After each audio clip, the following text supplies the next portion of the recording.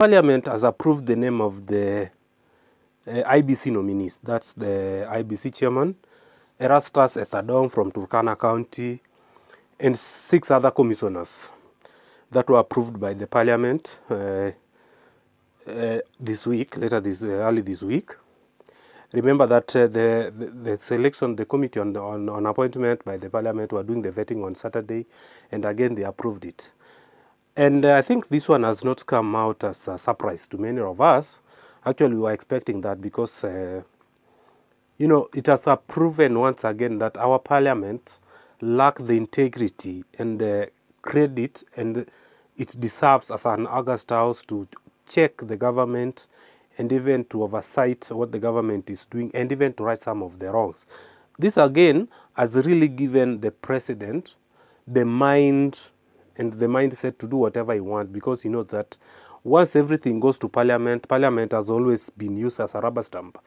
This has really left me asking so many questions that maybe we can share with you guys now. These commissioners, despite the fact that majority of them were having so many questionable characters, there were a lot of integrity questions around these commissioners that were appointed by President William Ruto. Some of these commissioners are related to the politicians serving in this government. Take for instance, Hassan Nur Hassan is the brother-in-law of the minority leader Junet Mohammed. The Erastus Ethadong served as the legal advisors and the legal attorney of the Turkana County, serving under the former governor Josephat Nanok, who happened to be the deputy chief of staff under President William Ruto. There is another lady who acknowledged the fact that he is a member of the UDA party. Not to talk about the current Register of Political Parties chair, and Ritu, whom we all know how he has been behaving in that docket. The most question people are asking that, does these people have what it takes to carry out free, fair, and incredible election come 2027 amid all these things we are witnessing and the opposition this government is facing? Are these commissioners really going to deliver a credible election that all of us want? Or are they just going to oversee and to stamp whatever outcome or whatever favors the current government?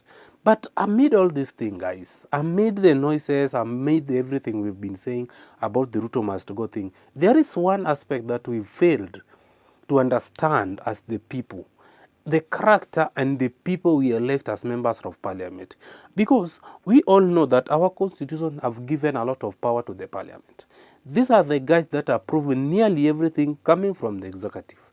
When the Parliament has the right to tell the government, no, we cannot continue like this. For instance, these commissioners, if we all remember that after the shortlisting were done, the application and the panel announced that the vacancy, and they received the application from Kenyans.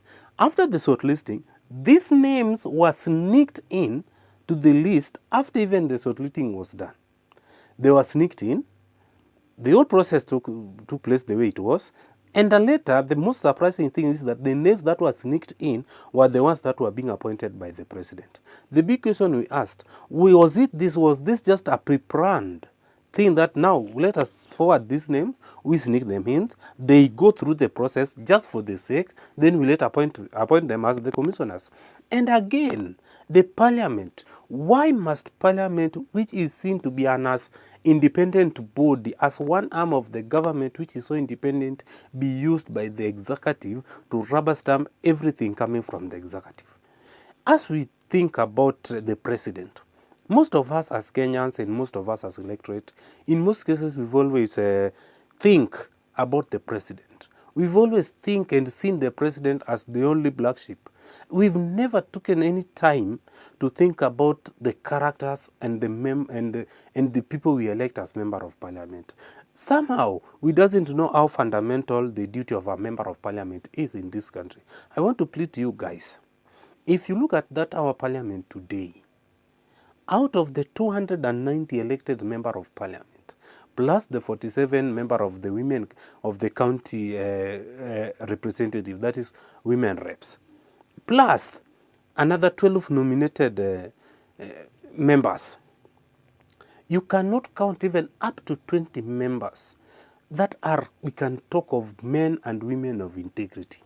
It is a very sad state that we have the kind of a parliament that our member of parliament, instead of representing the people, instead of talking and representing the interest of the people, they've decided to play and be part of the executive. I want to plead with you that as we go to election in 2027, in our respective constituencies, let us be very careful who we are going to elect as the member of parliament.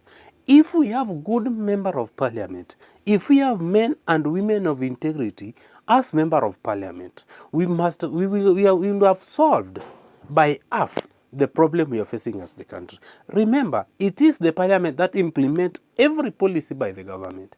It is the parliament that approves any appointment by the government. It is this parliament that approved the Inspector General of Police, despite the fact that there were so many questions.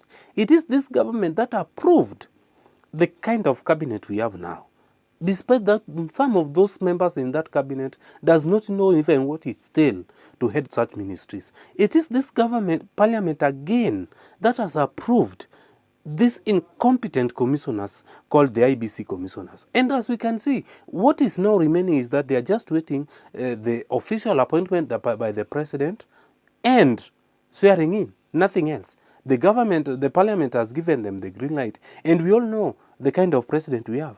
It won't take long before these guys are being sworn in, and we'll have them as commissioners.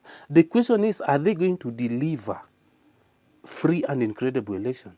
But all these are coming because now these are the people that our good parliament have seen that are the most credible, the most qualified members to be in part of that IEBC commissioner. We all know how critical the IEBC commissioner is in this country, and even the peace and coexistence of our nation.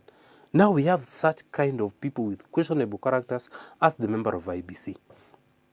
Guys, as we are going into election in 2027, as much as we are all in agreement that Ruto have to be a one-term president, but let us not forget who we are going to elect as the member of parliament. A member of parliament have a very critical role to play in the development and even in playing in the democracy of this country. We are having the problem we are having. Most of the problems we are having are majorly contributed by the member of parliament. Even if we start by the finance bill of 2024-2025, it was the same parliament that voted yes for this finance bill. We see how what happened in this country. This parliament, they only care about themselves. These are the most selfish, incompetent member of parliament we've ever had in this country. I want to believe that when the time comes, let us sanitize. Before even we think of who is going to be the president of this country, let us first think in our respective constituencies who is going to represent us in that parliament.